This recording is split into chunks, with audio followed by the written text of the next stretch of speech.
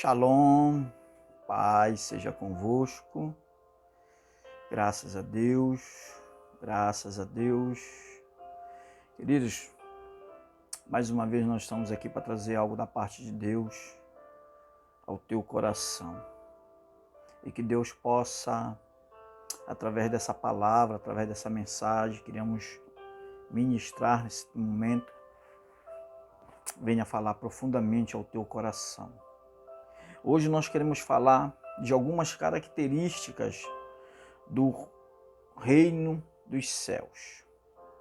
Algumas características do reino dos céus.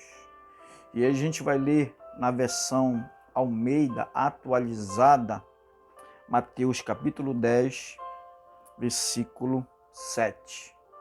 Mateus capítulo 10, versículo 7, que diz assim, olha: pelo caminho preguem que está próximo o reino dos céus. Cure enfermos, ressuscitem mortos, purifiquem leprosos, expulsem demônios. Vocês receberam de graça, portanto, dê de graça. Não leve ouro, nem prata, nem cobre em seus cintos, nem sacola para o caminho, nem duas túnicas, nem sandália, nem bordão, porque o trabalhador é digno do seu alimento. Amém? Nós temos aí algumas características do reino dos céus com relação a aquilo que Mateus ele testifica com relação ao reino dos céus. E uma das características predominante do reino dos céus, da qual aqui Mateus está dizendo, uma das características principais e mais importantes do reino dos céus é a pregação do Evangelho. É a pregação do Evangelho. Veja bem, o que Mateus está dizendo? Ele está dizendo, olha, preguem, vão pelo caminho, preguem que está próximo o reino dos céus. Quando Jesus subiu aos céus, ele deu uma ordem para os seus discípulos em Mateus 28, dizendo assim: ide por todo mundo, pregai o evangelho a toda criatura. Quem crê e for batizado será salvo, quem não crê será condenado. Está dizendo que uma das características do reino dos céus é a pregação do evangelho. E o evangelho é as boas novas, é a boa notícia. A primeira pessoa, o primeiro ser na face da terra que pregou o evangelho foi o nosso Senhor Jesus. Foi a primeira pessoa que pregou o evangelho na terra. Haja vista que João pregava dizendo: arrependei-vos, porque está próximo o reino dos céus. Ou seja, dentro das características do reino dos céus se encontra o ministério da pregação. Amém, queridos? O ministério da pregação. Pregar pelo caminho. Pregar pelo caminho significa não perder as oportunidades, não perder a chance de falar das boas novas para qualquer pessoa, para qualquer cidadão. Pregar em todos os lugares, pregar em todo o tempo. Essa é uma das características do reino do céu, que está próximo o reino dos céus. É pregar, a pregação. Segunda característica do reino dos céus é cure os enfermos. Uma das características, a segunda característica do reino dos céus é curar enfermos. E em Marcos capítulo 16, Jesus disse: porão as mãos sobre os enfermos e eles sararão. E durante o ministério incessante, itinerante de Jesus, Jesus curou muitas pessoas. Jesus curou muitos enfermos. Jesus purificou muitos leprosos. Mas antes, a primeira coisa que era que Jesus fazia, ele pregava. E pregava a palavra de Deus. Então, curar é uma das características do reino dos céus. Terceiro, ressuscitem os mortos. Durante o ministério itinerante de Jesus, Jesus também ressuscitou algumas pessoas que estavam mortas.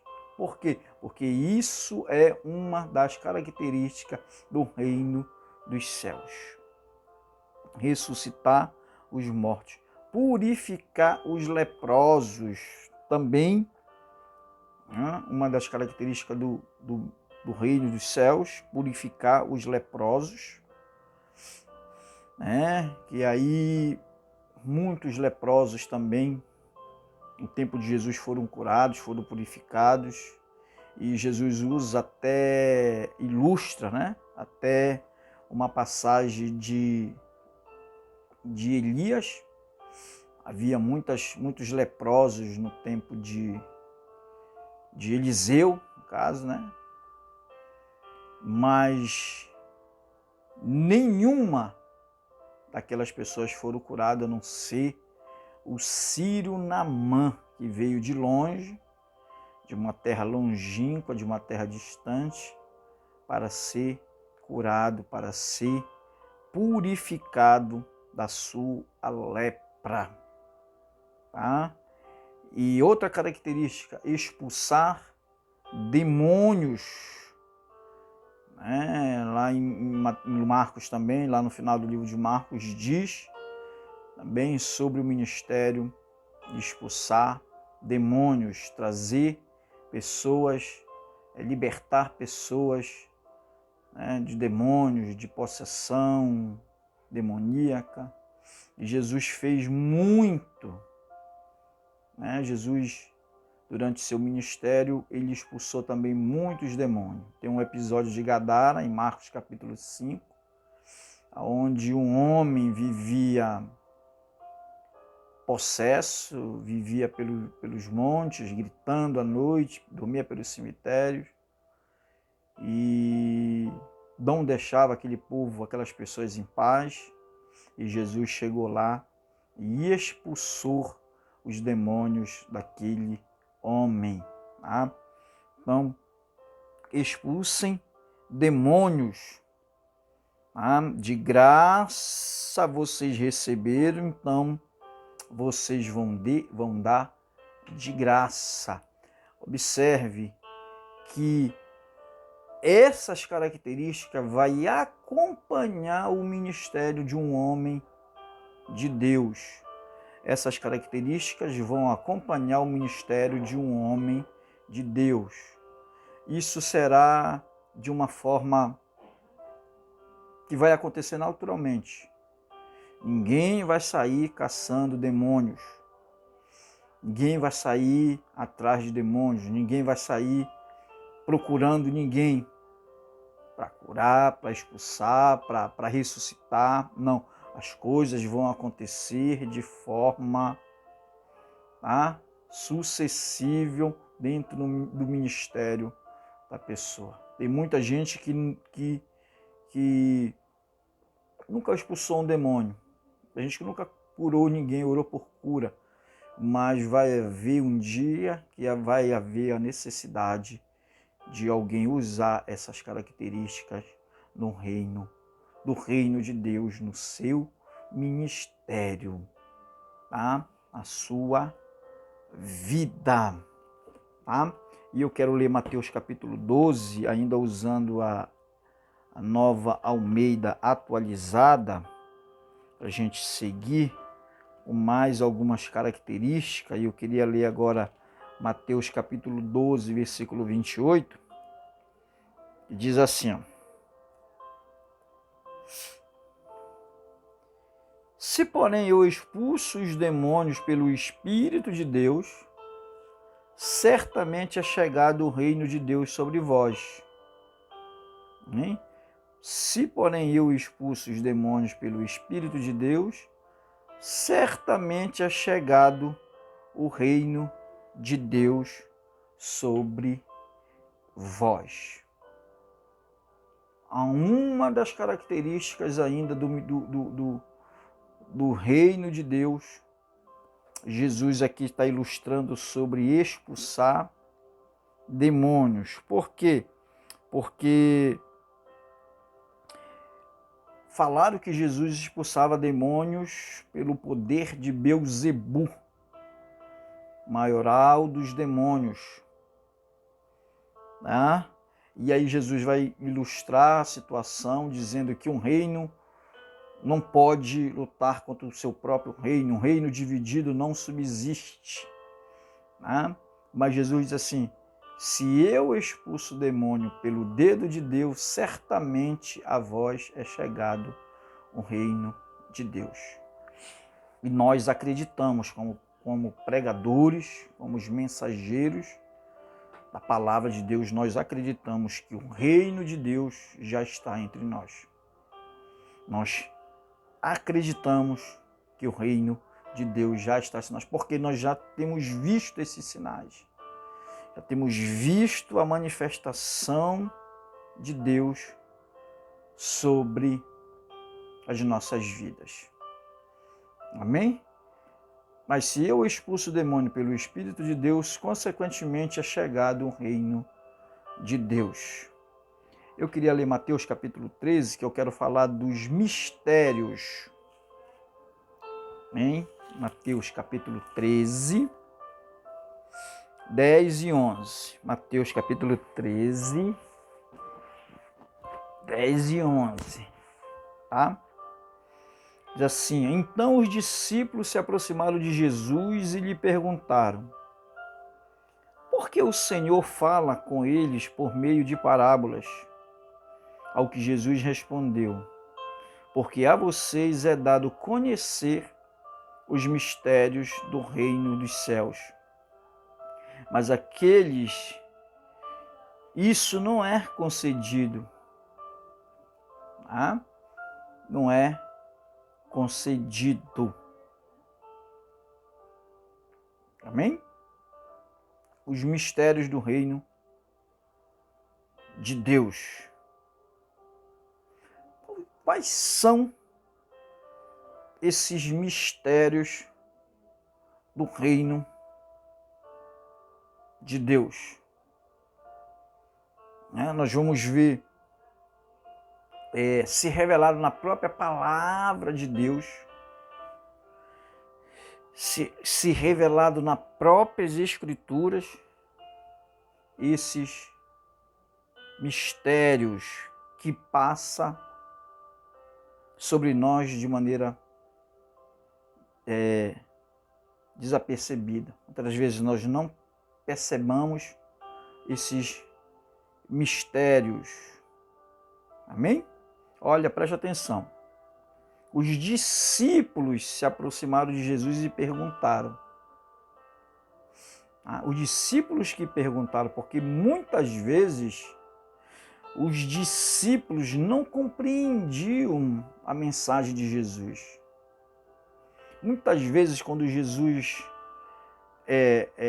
ensinava através de parábolas, ensinava através dessas comparações, eles não entendiam, eles não compreendiam, era difícil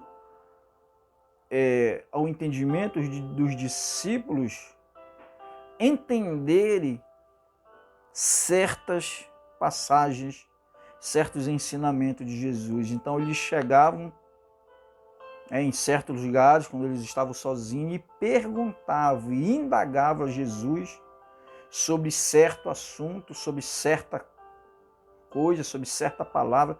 E justamente aqui em Mateus capítulo 13, na parábola do semeador, eles têm dificuldades de entender, eles têm dificuldade de compreender, né, os mistérios do reino de Deus. Né? Jesus está dizendo claramente que esses mistérios foram revelados para eles, não para essas outras pessoas.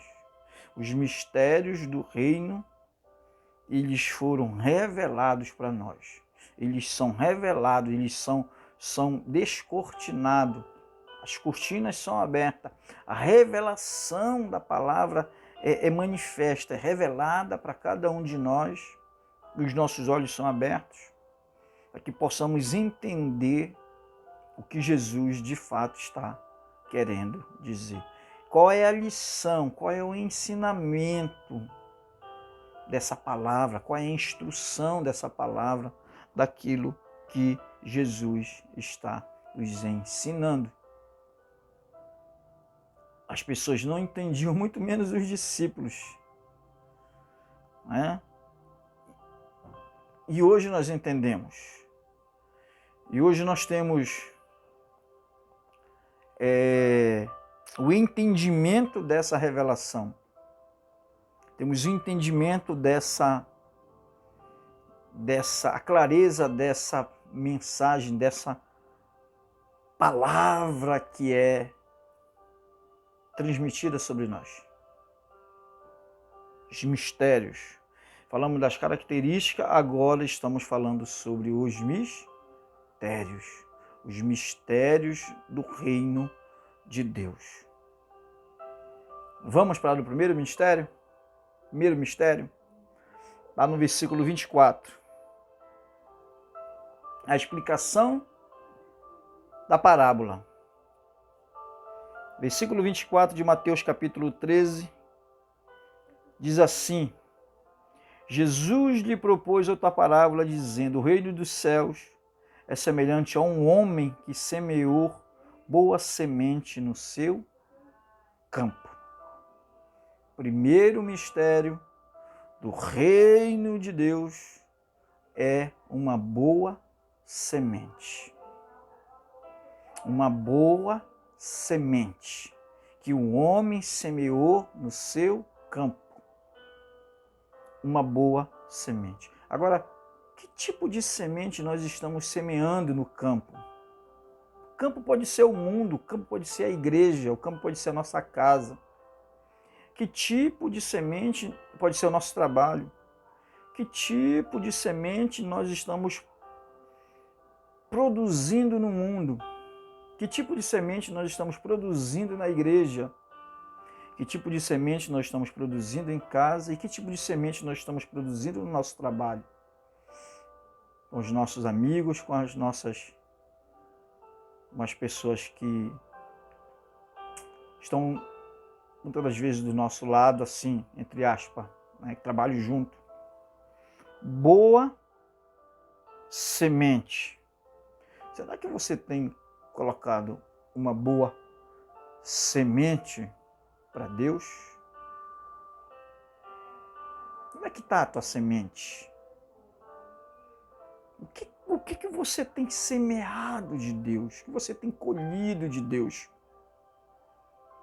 O que você tem recebido de Deus com essa semente que você tem lançado na igreja?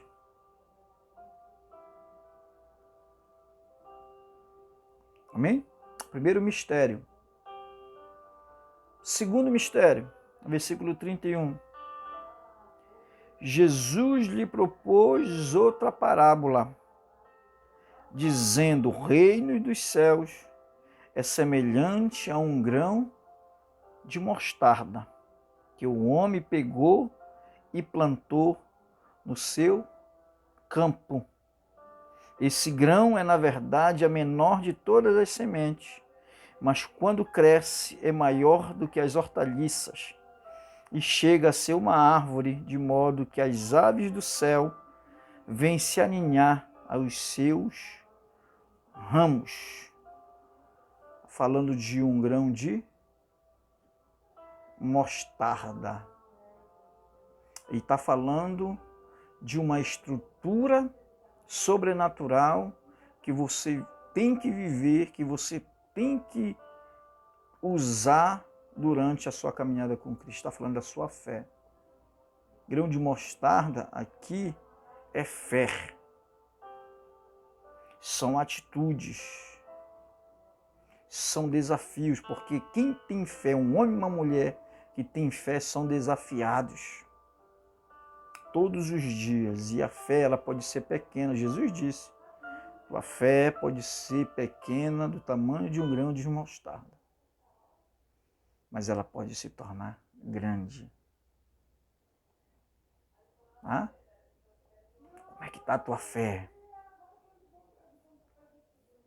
Como é que está a sua fé? Porque a Bíblia diz que sem fé é impossível agradar a Deus.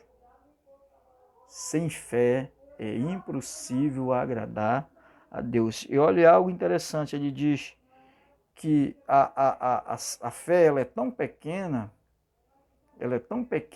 o grão de mostarda é tão pequeno, que quando ela é lançada, que quando ela cresce, ela vira uma árvore grande, aonde árvores vêm se alinhar nela.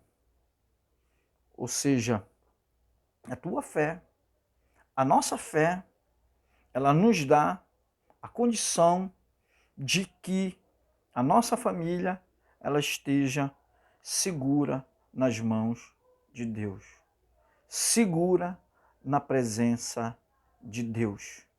Essa é uma das características do reino dos céus. Grão de mostarda, que quer dizer a nossa fé. Amém? Vamos lá para a terceira? Terceiro mistério. Versículo 33. Versículo 33 diz assim: Jesus lhe contou ainda outra parábola. O reino dos céus é semelhante ao fermento que uma mulher pegou e misturou em 3 medidas de farinha, até ficar tudo levedado. Tá? O outro mistério do reino dos céus é o fermento. Fermento aqui significa pecado. Fermento aqui significa, dentro desse mistério do reino dos céus, significa pecado. Os judeus, eles não comem durante a Páscoa nada fermentado, nada que contenha fermento, eles comem tudo amargo. Isso era uma ordem de Deus, uma ordem dada por Deus. E no tempo, na época de Jesus,